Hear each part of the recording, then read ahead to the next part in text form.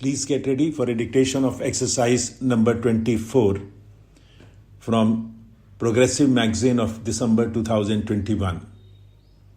5 seconds. Start.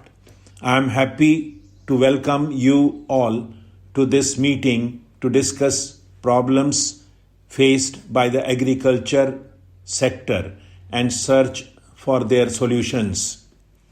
This meeting is, in fact, a follow-up of the 51st meeting of the National Development Council. You may recall that the mid-term appraisal of the 10th plan had drawn pointed attention to the problems in the agriculture sector and especially the loss of dynamism in this sector, which is a major cause of rural distress. There was general agreement among chief ministers that this problem deserved urgent attention, and it was decided to constitute a subcommittee of the National Development Council under the chairmanship of Shri Sharad Pawar ji to examine in depth the problems facing Indian agriculture and to suggest implementable action plans. I am glad to learn that the subcommittee has been constituted and its first meeting has been convened. I do not want to preempt the deliberations of the subcommittee, but I felt it was appropriate for the full planning commission to discuss the issues as an input into the working of the subcommittee.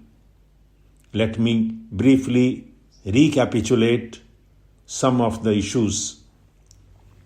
The MTA has emphasized the role of a weakening of domestic demand expressed in terms of per capita domestic consumption of major farm products such as cereals, pulses, edible oils, sugar, milk, fruits, and vegetables since the beginning of the 9th plan, and also a slowdown in export demand.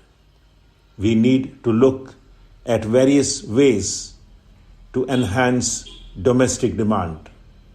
The National Employment Guarantee Scheme is a major step in this direction. We must ensure that the scheme is effectively implemented.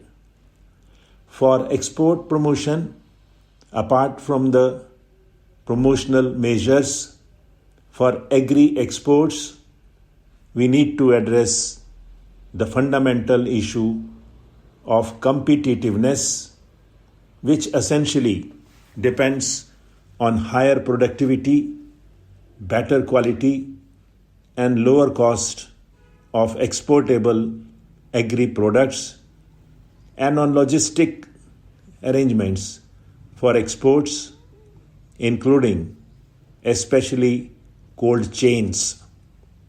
Farmers as well as extension workers need to be educated to upgrade their skills for improving the quality of products in conformity with the sanitary and high sanitary standards laid down by any international organization or even by an importing country. On the supply side, we need to step up investment in agriculture in general and irrigation and related aspects in particular. The progress in completing ongoing irrigation projects has been very disappointing. we need concerted efforts to expedite ongoing but unfinished projects. The agricultural development of dry land and rain-fed areas, which constitute 60% of the net sown area, poses a major challenge. Many of these areas are home to the poorest section of our population. The National Common Minimum Program has committed to introduce a special program for dry land farming in the arid and semi-arid regions of the country. I am told that the Ministry of Agriculture is working on this program in consultation with the Planning Commission. The National Employment Guarantee Scheme will cover many of the districts in these areas. This should provide immediate spur, but we have to ensure that these interventions lead to sustained growth and development. In the long run, we have to make agriculture viable, sustainable, and reliable in these areas so as to create large-scale employment opportunities both in the farm and the non-farm sectors. To this end, I had announced the formation of a national rain-fed area authority. The Planning Commission has been asked to present workable proposals to this end.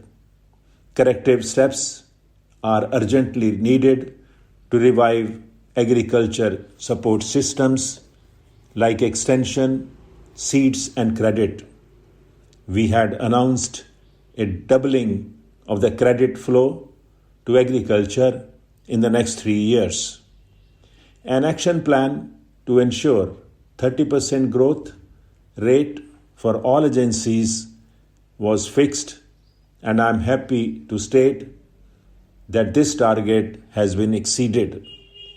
I hope that implementation of the Vaidya Committee recommendations, on which a substantial consensus has already been built, would pave the way for effective and democratic functioning of the cooperatives, which will provide further boost to the credit delivery system. On other segments of the support system, I understand that the Ministry of Agriculture has taken a number of initiatives. I am sure the subcommittee of the NDC will review these and make them as effective as possible. The other critical requirements for agricultural dynamism include development of new generation technologies. A much sharper focus is required on strategic research for evolving these technologies. This task obviously belongs to the agricultural research system of the ICAR, the state agriculture universities, and the Department of Biotechnology.